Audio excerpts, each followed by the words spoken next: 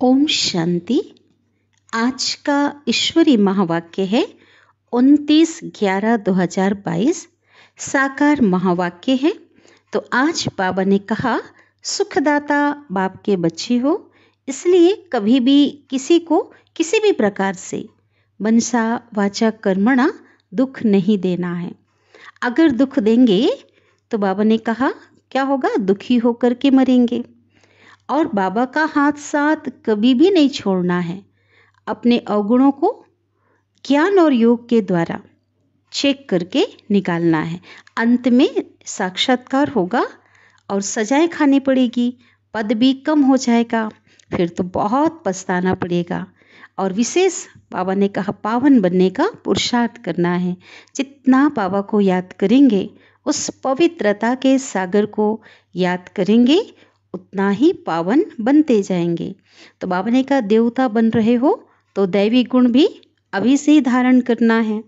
तो आज हम सुनते हैं विस्तार से महावाक्य को। आज की मुरली का सार है, मीठे बाबा कहते हैं, मीठे बच्चे तुम्हें मनुष्य से देवता बनना है, इसलिए दैवी फजीलत अर्थात मैनर्स को धारण करो। आसुरी अवगुणों को छोड़ते जाओ, पावन बनो। आज की मुरली का प्रश्न है, दैवी मैनर्स धारण करने वालों की परख किस एक बात से हो सकती है? कौन सी एक बात है जिससे कि समझ में आ जाएगा कि दैवी मैनर्स जो गुण धारण किया है वो दैवी गुण धारण इन्होंने किया है। तो उत्तर है सर्विस से, सेवा से, है ना। कहाँ तक पतित से पावन बने हैं और कितनों को पावन बनाने की सेवा करते हैं। अच्छे पुरुषार्थी हैं या अभी तक आसुरी अवगुण हैं, ये सब बाबा कहते सर्विस से पता चलता है। तुम्हारी यह ईश्वरी मिशन है ही दैवी फजीलत सिखलाने की। क्योंकि बाबा कहते प्रैक्टिकल में दैवी गुण धारण करवाने की, सिखलाने की ये मिशन है। तुम श्रीमत पर पतित मनुष्यों को पावन बनाने की सेवा करते हो। गीत बजाए आज मुरली में ओम नमो शिवाय। ओम शांति। भक्ति मार्ग में महिमा करते हैं शिवाय नमः। ऊंचे ते ऊंच शिव है, उनको ही शिव परमात्माए नमः कहा जाता है। बाकी देवताओं को क्या कहते हैं? ब्रह्मा देवताय नमः, और विष्णु के लिए कहते हैं विष्णु देवताय नमः। लेकिन शिव के लिए क्या कहते हैं? शिव परमात्माए नमः। क्योंकि शिव कौन है? परमात्मा है ना, सबका पिता है। तो बाबा कहते फर्क हुआ ना, परमात्मा एक है और वह ऊंचे ते ऊंच है, उनकी महिमा भी ऊंच है। इस समय ऊंचे से ऊंचा कर्तव्य करते हैं, इसलिए गायन है ना, ऊंचा तेरा नाम, ऊंचा तेरा काम और ऊंचा तेरा धाम। नाम भी ऊंचा है और किसको भी परमात्मा नहीं कहते, परमात्मा के लिए ही गायन है, ही पतित पावन। क्योंकि उसे सभी पतित आत्माएं पावन बनाने के लिए बुलाते हैं। आते भी कब हैं वो? पतित दुनिया में और पतित शरीर में, ब्रह्मा के तन में। पतित शरीर का नाम है प्रजापिता ब्रह्मा। इसमें प्रवेश कर कहते हैं कि मैं बहुत जन्मों के अंत वाले साधारण मनुष्य तन में प्रवेश करता हूँ। माना यही ब्रह्मा आदि देव कहते हैं ना, आदि में देवता थे और उनके 84वें जन्म में और उनका नाम रखा ब्रह्मा, और उस तन में प्रवेश करते हैं। सूक्ष्म वतनवासी जो ब्रह्मा है वो संपूर्ण ब्रह्मा है, फरिश्ता स्वरूप ब्रह्मा। तो बाबा कहते मैं उसमें नहीं आता हूँ।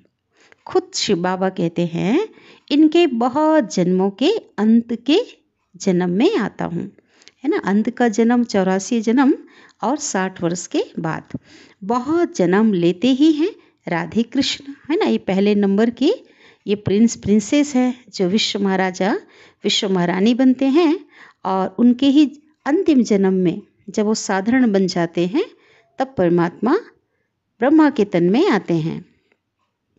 उनके बहुत जन्मों के अंत का जन्म साधारण है है ना। पहला जन्म बहुत ऊंचा है, परमात्मा की सर्वश्रेष्ठ रचना है, लेकिन अंतिम जन्म क्या हो गए, नीचे आने के कारण साधारण जन्म हो गया।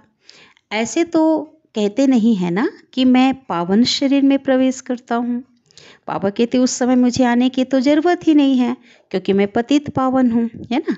जब आत्माएं पतित हों तभी मैं आऊँ, है ना। और इस समय कोई पावन तो मिल नहीं सकता। भगवानुवाच, मैं साधारण तन में आता हूँ। अब भगवान जरूर आकर के इस साधारण तन द्वारा आत्माओं को बैठ समझाते हैं कि मैं परम पिता परमात्मा हूँ। मैं कृष्ण की आत्मा नहीं हूँ, ना ब्रह्मा विष्णु शंकर की आत्मा हूँ। मैं परम पिता परमात्मा हूँ। ते भगवान खुद आकर के अपना परिचय देते हैं और समझाते हैं कि ये सभी कौन है। ये कृष्ण है, ब्रह्मा विष्णु शंकर, ये तो देवताएं हैं, और मैं तो परमात्मा हूँ, जिसको शिव परमात्माए नमः कहा जाता है। मैं इसमें आया हूँ। साकार ब्रह्मा, इस सृष्टि में जो ब्रह्मा है उस तन में आया हूँ। मैं इस सूक्ष्म वतनवासी ब्रह्मा में प्रवेश नहीं करता हूँ। मुझे तो यहाँ पतितों को पावन बनाना है। मेरे द्वारा ही वह सूक्ष्म वतनवासी ब्रह्मा पावन बना है, इसलिए उनको सूक्ष्म में दिखाया है ना। कहाँ दिखाया है, सूक्ष्म वतनवासी जो ब्रह्मा है वो पावन बनते हैं, और यही ब्रह्मा जो है कहाँ जाकर बैठते हैं, सूक्ष्म वतन में। कितना अच्छी रीति समझाते हैं, परंतु मनुष्य सुनी अनसुनी कर उल्टी बातों में ही चलते रहते हैं। आसुरी बुद्धि से सुनते हैं, ईश्वरी बुद्धि से सुने तो संशय सब मिट जाए। आसुरी बुद्धि क्यों कहते बाबा, क्योंकि जो बातें जो सुनाने वाले हैं तो उनकी ईश्वरी बुद्धि तो नहीं है ना। ईश्वर से उनको ज्ञान नहीं मिला है, उन्होंने भी कहीं से सुना हुआ है, पढ़ा हुआ है, और ये मनुष्यों ने लिखी हुई जो बातें हैं मनुष्यों ने लिखी है, आसुरी मनुष्यों ने। तो बाबा कहते हैं ईश्वरी बुद्धि से सुने तो सब संशय मिट जाए, क्योंकि यहाँ जो ज्ञान देने वाले हैं वो परमात्मा है, और जो पूरे ज्ञान कैसे देते, सत्य और प्रमाणिक ज्ञान। तो बाबा कहते यहाँ सुनेंगे तो संशय मिट जाएंगे। ऐसा ज्ञान तो कभी सुना नहीं है, इसलिए संशय में है। त्रिमूर्ति का चित्र दिखाने बिगर समझाना मुश्किल है। उन्होंने त्रिमूर्ति ब्रह्मा नाम रख दिया है, क्योंकि शिव बाबा प्रजापिता ब्रह्मा द्वारा नई दुनिया की रचना रचते हैं। तुम बच्चे अभी सम्मुख बैठे हो, सब पतित से पावन बन रहे हैं। जितना जो बनेगा वह सर्विस से दिखाई पड़ेगा। बाबा कहते छिप नहीं सकता है, जितना जो पावन बनेगा वो तो दिखाई देगा कि यह अच्छा पुरुषार्थी है। इनमें अजुन अवगुण है। बाबा कहते गुण भी नहीं छिप सकता और अवगुण भी नहीं छिप सकता, दिखाई देगा। देवताओं में दैवी गुण थे, हर एक अपने आसुरी गुण और उन्हों के दैवी गुण का वर्णन करते हैं। कैसे, मंदिर में जाते हैं देवताओं के आगे सच सच निकल जाता है। कहते हैं उनकी महिमा गाते, आप सर्वगुण संपन्न 16 कला संपूर्ण हैं, और मुझ निर्गुण हारे में कोई गुण नहीं है। मैं मूर्ख खल कामी पाप हरो देवा, ऐसा कहते हैं ना। अभी आसुरी अवगुणों को छोड़ना है। बाबा कहते जब महसूस कर रहे हो उनकी महिमा गा रहे हो, अपने आसुरी जो अवगुण हैं उनका वर्णन करते हो, तो जब महसूस कर रहे हो तो अब उनको छोड़ना है, और नहीं छोड़ेंगे तो ऊंच पद पा नहीं सकेंगे। बाबा समझाते हैं बच्चे दैवी गुण धारण करो, खान पान चलन में मैनर्स चाहिए। पतित मनुष्यों को बद फजीलत कहेंगे, देवताएं मैनर्स वाले हैं, तब तो उन्हों का गायन है ना। हर एक को पुरुषार्थ करना है, क्योंकि बिना पुरुषार्थ के, बिना मेहनत की प्रारब्ध तो मिल नहीं सकती। इसलिए बाबा कहते जो करेगा सो पाएगा। अब भगवान तुमको सहज राजयोग और ज्ञान सिखला रहे हैं। ज्ञान सागर एक ही बाप है जो तुम्हें ज्ञान दे करके सदगति में ले जाते हैं। उन्हें ही सुखदेव भी कहा जाता है। तो यहाँ की सब बातें न्यारी है। जो ब्राह्मण बनने वाले होंगे ना, बाबा कहते उन्हों की बुद्धि में ज्ञान बैठेगा। भले ये ज्ञान सत्य है और बहुत ही प्यारी ज्ञान की बातें हैं, दुनिया से न्यारी हैं, लेकिन बाबा कहते जो दैवी कुल की आत्माएं हैं, जो ब्राह्मण बनने वाले हैं, तो उनकी बुद्धि में बैठेगा। बहुत करके पूछते हैं इस दादा को ब्रह्मा क्यों बनाया है? बोलो क्योंकि लोगों की बुद्धि में वो 3 सिर वाला ब्रह्मा है ना। तो लोगों को बहुत जो है अच्छा नहीं लगता, आश्चर्य लगता है। ब्रह्मा बाबा को के लिए क्या कहते, क्योंकि साकार में ऐसा कहते थे। हम साकार महावाक्य सुन रहे हैं कि इनको ब्रह्मा क्यों बनाया है ना, क्योंकि उनको ये तो नहीं पता है ना कि भगवान ने ही आकर के इनका दिव्य अलौकिक नाम ब्रह्मा रखा है। कोई किसी मनुष्य ने तो नहीं बनाया है। तो बाबा कहते बोलो इन बातों को बैठकर समझो, हम तुमको इनके 84 जन्मों की कहानी सुनाएं। सब ब्रह्मा कुमारियाँ पावन बन देवता बन जाएंगे। पावन बनने बिगर वर्षा मिल नहीं सकता, इसलिए बाबा कहते पावन बनना तो बहुत आवश्यक है। भगवान ऊंचे से ऊंचा निराकार शिव बाबा है, वर्षा देने के लिए जरूर ब्रह्मा के तन में आएगा। यह प्रजापिता ब्रह्मा है, सूक्ष्म वतनवासी। ब्रह्मा को प्रजापिता नहीं कहेंगे, है ना। साकार ब्रह्मा उसको कहेंगे प्रजापिता, और संपूर्ण ब्रह्मा जो प्रकाश स्वरूप ब्रह्मा है, जो सूक्ष्म वतनवासी हैं, बाबा कहते वो प्रजापिता नहीं है। क्यों? क्योंकि वहाँ थोड़े ही प्रजा रचेंगे। हम ब्रह्मा कुमार कुमारियाँ अभी साकार में हैं, शरीर में है ना, तो प्रजापिता ब्रह्मा भी साकार में है। तो लोगों से कहना है यह राज आकर के समझो। हम इस दादा को भगवान नहीं कहते हैं, ये तो प्रजापिता है, इनके तन में भगवान आते हैं, शिव बाबा आते हैं, ये समझाना है पावन बनाने के लिए, क्योंकि यहाँ कोई पावन नहीं है। त्रिमूर्ति शिव के बदले त्रिमूर्ति ब्रह्मा कह दिया है, परंतु त्रिमूर्ति ब्रह्मा का कोई अर्थ ही नहीं है। ब्रह्मा को मनुष्यों का रचयिता भी कहते हैं, इसलिए प्रजापिता कहा जाता है। इसमें वह निराकार प्रवेश कर वर्षा देते हैं। सूक्ष्म वतनवासी ब्रह्मा पावन है, वह पतित से पावन बनते हैं। हम ब्राह्मण भी पतित से पावन देवता बनते हैं। शिव परमात्माएं नमः कहा जाता है, ब्रह्मा विष्णु शंकर को देवता कहा जाता है। भगवान ही भक्तों का रक्षक है, वही सबको सद्गति देंगे। पतित पावन है तो जरूर आकर के पतितों को पावन बनाएंगे। पहले पावन हैं लक्ष्मी नारायण, वे जरूर पुनः जन्म लेते होंगे ना। 84 जन्म पूरे होने से फिर साधारण मनुष्य बन जाते हैं ना। लक्ष्मी नारायण की आत्मा वो फर्स्ट जन्म है, और जन्म लेते लेते है ना लास्ट जन्म 84वां जन्म पूरा होने से क्या हो जाते, साधारण मनुष्य बन जाते। फिर उनमें बाप आकर के प्रवेश करते हैं और उनका दिव्य अलौकिक नाम रखते हैं ब्रह्मा। तो यह अब व्यक्त ब्रह्मा है, जो साकार शरीर वाला प्रजापिता ब्रह्मा है, व्यक्त है जिसे हम देख सकते हैं शरीरधारी। और सूक्ष्म वतनवासी जो ब्रह्मा है वो अव्यक्त ब्रह्मा है। सूक्ष्म वतन में सृष्टि नहीं रची जाती, अक्सर करके लोग इस बात पर मूंझते हैं।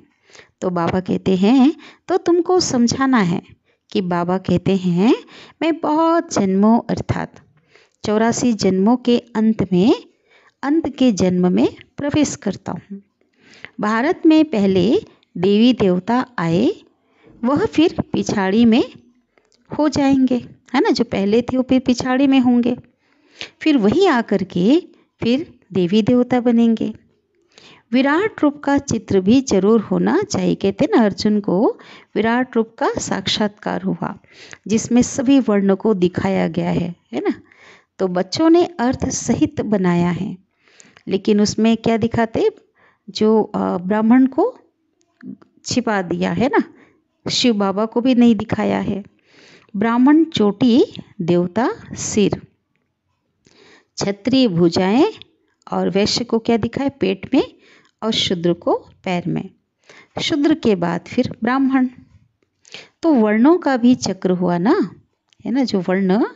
तो बाबा कहते युग के अनुसार क्या बना, वर्ण बना, है ना। लोगों ने काम के अनुसार वर्ण बांट दिया। सतयुग में देवता थे, त्रेता में क्षत्रिय, द्वापर में वैश्य और कलयुग में शूद्र, संगम युग में ब्राह्मण। तो युग के अनुसार वर्ण है ना, लेकिन लोगों ने काम के हिसाब से वर्ण बना दिए थे। तो बाबा कहते इसको समझना है और समझाना है। बाबा ने बहुत बार समझाया है कि अखबार में पढ़ता है ना कि फलाना स्वर्गवासी हुआ। तो बाबा सेवा की अलग अलग युक्तियाँ बच्चों को बताते हैं। कहते हैं तो उनको चिट्ठी लिखनी चाहिए, है ना, जिसने अखबार में छपाया है और कोई जो जिसने शरीर छोड़ा है जिस घर में, कि वह स्वर्गवासी हुआ तो जरूर पहले नर्क में था, है ना, तभी तो नर्क से स्वर्ग में गया। तो अब है ही नर्क ना, तो जरूर पुनः जन्म नर्क में लेंगे। भाई नर्क में जब शरीर छोड़ा है तो नर्क में जन्म लेंगे ना। अगर स्वर्ग में गया तो तुम फिर उनको बुलाकर नर्क का भोजन क्यों खिलाते हो, तुम रोते क्यों हो। बाबा कहते खुश होना चाहिए, क्योंकि तो स्वर्ग गया, अच्छा हो गया कि पहले नर्क में था, फिर तो बुलाना नहीं चाहिए।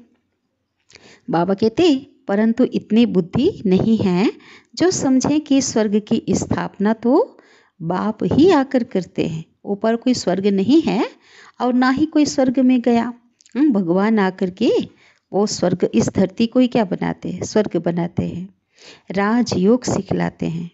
तुम ब्राह्मण संगम युग पर बाप से वर्षा ले रहे हो, बाकी सब हैं कलयुग में, है ना, जिन्होंने परमात्मा को पहचाना, जिनका दिव्य अलौकिक जन्म हुआ, है ना, वो संगम में है। संगम पर आत्मा परमात्मा मिल रहे हैं। इनको ही कुंभ का मेला कहा जाता है। चैतन्य नदियाँ आत्माएं और चैतन्य सागर कौन है, परमात्मा का संगम मेला, मिलन मेला। तुम ज्ञान गंगाएं, ज्ञान सागर माना शिव से निकली हो। भक्ति में समझते हैं कि गंगा में स्नान करने से पावन बन जाएंगे, लेकिन गंगा में क्या शरीर से कम मैल धुलता है, आत्मा की मैल तो ज्ञान गंगा से धुलेगी ना। तो बाबा कहते और आत्मा ही पतित बनी है। पतित शरीर नहीं कहा जाता है, पाप आत्मा, है ना, पतित आत्मा कहा जाता है। तो बाबा कहते गंगा स्नान से पावन तो बन नहीं सकते, पानी की गंगा से। पावन बनाना तो तुम्हारी मिशन का कर्तव्य है, माना इस ईश्वरी मिशन का। यह है ईश्वरी मिशन। तुम ही पतित मनुष्य को पावन देवता बनाते हो श्रीमत पर। श्री कृष्ण पतित पावन नहीं है। क्यों नहीं है, क्योंकि वह तो पूरे 84 जन्म लेते हैं ना, वो आत्मा पुनः जन्म लेने वाली है। पहले है लक्ष्मी नारायण, फिर अंत में ब्रह्मा और सरस्वती, इसलिए उनको आदि देव और आदि देवी भी कहते हैं। अभी यह बातें किसने समझाई, है ना, शिव बाबा ने।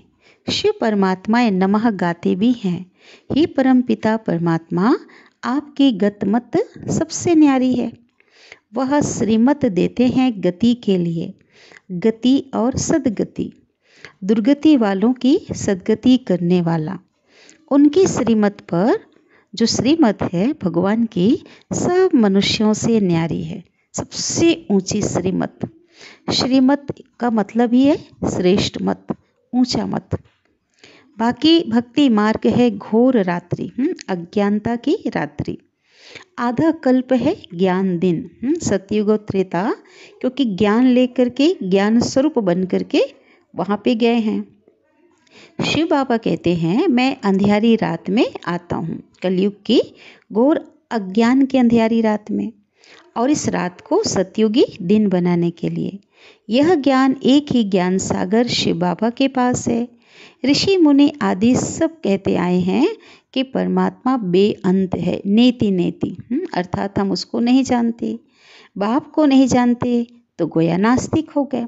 भले पूजा आदि कर रहे हैं, भक्ति कर रहे हैं, लेकिन यथार्थ परिचय नहीं है, भगवान को, अपने पिता को नहीं जानते तो नास्तिक हैं। आधा कल्प नास्तिक माना द्वापर और कलयुग ढूंढ रहे थे, पूजा कर रहे थे, वास्तविक पहचान नहीं थी तो नास्तिक थे। आधा कल्प है आस्तिक। तुम अब बाप को, बाप की रचना के आदि मध्य अंत को जानते हो। और कोई भी नहीं जानते, इसलिए कहा जाता है निधन के। ज्ञान धन है ही नहीं। अनेक धर्म अभी और अनेक मतें हो गई है। सबके विचार अलग, जितनी मुख उतनी बातें, है ना। सब अलग अलग राग अलाप रहे हैं, अपनी अपनी बातें रख रहे हैं। अब शिव बाबा कहते हैं इस पुरानी दुनिया का संन्यास करना है। कैसे? बुद्धि से, क्योंकि दुनिया क्या होने वाली है? ये दुनिया तो समाप्त होने वाली है। वैराग, जिसको बाबा कहते बेहद का वैराग रखना है और याद करना है शांति धाम सुख धाम को। माना पुरानी दुनिया को भूलना है और जो दुनिया आने वाली है और जिस घर में जाने वाले हैं उसको याद करना है। जितना याद करेंगे उतना ऊंच पद पाएंगे। गृहस्थ व्यवहार में भल रहो, सिर्फ पवित्र बनो, है ना। धंधे बिगर गृहस्थ कैसे चलेगा भाई? कोई गृहस्थ को चलाने के लिए, जीवन निर्वाह के लिए काम धंधा तो करना पड़ेगा। बाबा कहते हो करो, लेकिन पवित्र बनो। सिर्फ पवित्र बनना है और शिव बाबा को याद करना है। बाबा कहते हैं मैं सोनार भी हूँ, है ना। सोनार क्या करता है? सोनार जो है अशुद्धि को निकालता है ना। शुद्ध जो है, और सोना जो है उसको क्या करता है? आग में सोने को गलाता है और उसमें अशुद्धि निकल जाती है। तो शिव बाबा भी सोनार बन करके हमें ज्ञान योग के द्वारा आत्मा की अशुद्धि को निकाल रहे हैं। कहते हैं तुम्हारी आत्मा और शरीर दोनों पतित हैं, इसलिए तुम्हारी आत्मा जब पावन बने तभी शरीर भी पावन मिले, है ना। जैसा सोना होगा वैसा जेवर। तो आत्मा रूपी जो आत्मा जब शुद्ध कंचन बन जाएगी तो शरीर भी ऐसा मिलेगा, कंचन काया। सच्चे सोने का जेवर भी ऐसा बनेगा ना। अभी तो आत्मा और शरीर दोनों ही आयरन एजेड हैं, इसलिए पावन बनाने की युक्ति बाबा कहते हैं। क्या कहते हैं? मुझे याद करो आत्मा समझकर। इसलिए कहते हैं तुम्हारी गत मत श्रीमत सबसे न्यारी है। अभी तुम जानते हो यह सदगति का रास्ता एक शिव बाबा के सिवाय, भगवान जो परम पिता है उसके सिवाय कोई दूसरा बतला नहीं सकते। गायन होता है ना, तो गायन क्यों होता है ना। बिना कर्तव्य का गायन तो हो नहीं सकता। तो बाबा कहते जरूर कुछ पहले भी करके गए हैं ना, तब अभी गायन है। अभी फिर से बाबा आए हैं। अभी कलयुग है, फिर सतयुग होना है। संगम पर तुम बैठे हो, तुम ब्रह्मा वंशी, ब्रह्मा मुख वंशावली ब्राह्मण हो। कमल फूल समान पवित्र रहते हो। माना संसार रूपी कीचड़ में परिवार के बीच रह करके क्या रहते हैं? पवित्र रहते हैं। तुम्हारी युद्ध जो है माया के साथ है। काम क्रोध मोह लोभ अहंकार विकारों से है। माया से ही कई फेल हो जाते हैं। काम का घुसा जोर से लगता है ना। काम विकार का जो घुसा है, अर्थात घुसा लगना माना उसके वशीभूत हो जाते हैं, गिर जाते हैं। इसलिए बाबा कहते हैं बच्चे खबरदार रहो। अगर गिरा, खुद पतित बन गए, फिर कभी किसी को ये नहीं कह सकेंगे कि काम महाशत्रु है, क्योंकि खुद वशीभूत हो गए। बाबा कहते हैं फिर भी पुरुषार्थ करो, है ना। चलो एक बार गिर गए, फिर से उठ जाओ। एक बार हराया, दूसरी बार हराया, फिर अगर तीसरी बार हराया, माया ने अगर आपको हरा दिया तो खत्म, फिर आपका पद भ्रष्ट हो जाएगा। जो बाप से प्रतिज्ञा की है ना पवित्र बनने की, प्राण जाए पर वचन ना जाए, है ना। तो बाबा कहते हैं उस पर पूरा अडिग रहना है। प्रतिज्ञा करके फिर पतित नहीं बनना चाहिए। परंतु बाबा कहते हैं सब तो प्रतिज्ञा पर कायम नहीं रहते ना, गिरते भी रहते हैं। कोई ऐसे भी हैं जो बाप को छोड़ भी देते हैं। बहुत भागने वाले भी हैं। इसके लिए बाबा क्या कहते हैं कि भाई पद भी तो नंबरवार है ना। भाई दास दासी कौन बनेगा? फिर ऐसे लोग ही बनेंगे। अंत में तुमको पूरा साक्षात्कार होगा कि कौन क्या बनेंगे। पुरुषार्थ पूरा करना चाहिए। जो दुख देते हैं वह दुखी होकर मरते हैं। बाप तो सबको सुख देने वाला है। तुम्हारा भी काम है सबको सुख देना। कर्मणा में भी किसको दुख दिया तो दुखी होकर मरेंगे। पद भी भ्रष्ट हो जाएगा। बेहद के बाप के साथ पूरा फरमान बरदार वफादार होकर के रहना है ना। बाबा के साथ सच्चाई सफाई से चलना है। अच्छा, बाबा से याद प्यार ले लेते हैं। मीठे मीठे सिके लिधे बच्चों प्रति माता पिता बाप दादा का याद प्यार और गुड मॉर्निंग। रूहानी बाप की रूहानी बच्चों को नमस्ते। और हम रूहानी बच्चों की रूहानी माता पिता बाप दादा को याद प्यार गुड मॉर्निंग और नमस्ते। शुक्रिया बाबा, शुक्रिया आपका दिल से पद्मा पदम गुणा शुक्रिया। धारणा के लिए है मुख्य सार। पहली पॉइंट, बाप के साथ वफादार फरमान बरदार होकर रहना है। कभी किसी को दुख नहीं देना है। क्यों? क्योंकि सुखदाता बाप के बच्चे हैं। हाँ, बाबा तो हमको हमेशा बाबा ने सुख दिया है। बाप समान बनना है, इसलिए कभी किसी को दुख नहीं देना है। और हम देवता बनने वाली आत्माएं हैं। देवताएं तो सबको सुख देते हैं, है ना। तो ये संस्कार तो हमें धारण करनी है।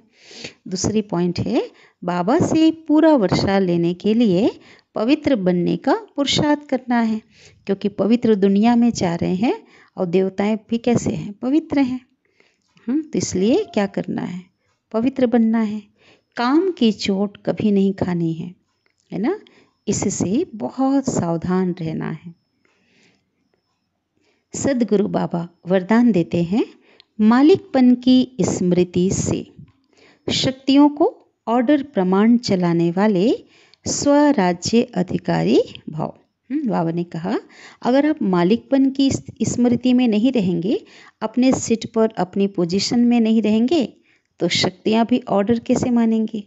इसलिए उस स्मृति में, उस स्वमान में, उस पोजीशन में रहना है ना। इसका विस्तार है, बाप द्वारा जो भी शक्तियाँ मिली है ना, सर्व शक्तियाँ हमें वर्षे के रूप में मिली है। तो उन सर्व शक्तियों को बाबा कहते कार्य में लगाओ। ठीक है, समय पर शक्तियों को यूज़ करो। जैसा समय, जैसी परिस्थिति, तो बाबा कहते उन शक्तियों को क्या करो? यूज़ करो। सिर्फ मालिकपन की स्मृति में रहकर फिर ऑर्डर करो, तो शक्तियाँ आपका ऑर्डर मानेंगी। अगर कमज़ोर होकर के ऑर्डर करेंगे तो नहीं मानेंगे। आज भी देखो, कुर्सी का कितना महत्व है, सीट का, है ना। तो जितने सीट पर रहेंगे उतना ही क्या होता है, जो जितने ऊंचे सीट पर है तब उनके ऑर्डर मानते हैं। कल कुर्सी से उतर जाते हैं तो कोई भी नहीं मानते। इसलिए बाबा ने कहा, आप बच्चों को क्या करना है? सीट पर रहना है। और कमज़ोर होकर ऑर्डर करेंगे तो नहीं मानेंगे। और मालिकपन की स्मृति से शक्तियाँ ऑर्डर मानेंगे। बाप दादा सभी बच्चों को मालिक बनाते हैं, कमज़ोर नहीं, है ना। इसलिए बाबा कहते कमज़ोर नहीं बनना है, क्योंकि बाबा ने हमको शक्तिशाली बनाया है। सब बच्चे राजा बच्चे हैं, क्योंकि स्वराज्य आपका बर्थ राइट है, अर्थात जन्म सिद्ध अधिकार है। और यह बर्थ राइट अर्थात जन्म सिद्ध अधिकार कोई भी छीन नहीं सकता। बस क्या करना है? उस स्मृति में, उस पोजीशन में रहना है। स्लोगन है, त्रिकालदर्शी स्थिति में स्थित रहकर हर कर्म करो तो सफलता मिलती रहेगी। त्रिकालदर्शी स्थिति अर्थात कोई भी कर्म हम करें, उसके आदि मध्य अंत को जान करके करें कि जो कर्म हम कर रहे हैं उस कर्म को करने के बाद उसकी रिजल्ट क्या होगी।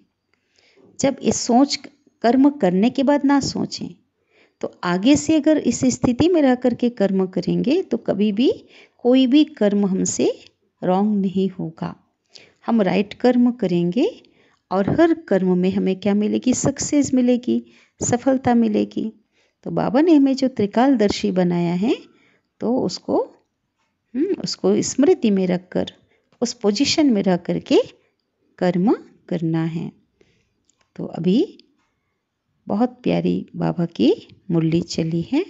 अच्छा, ओम शांति।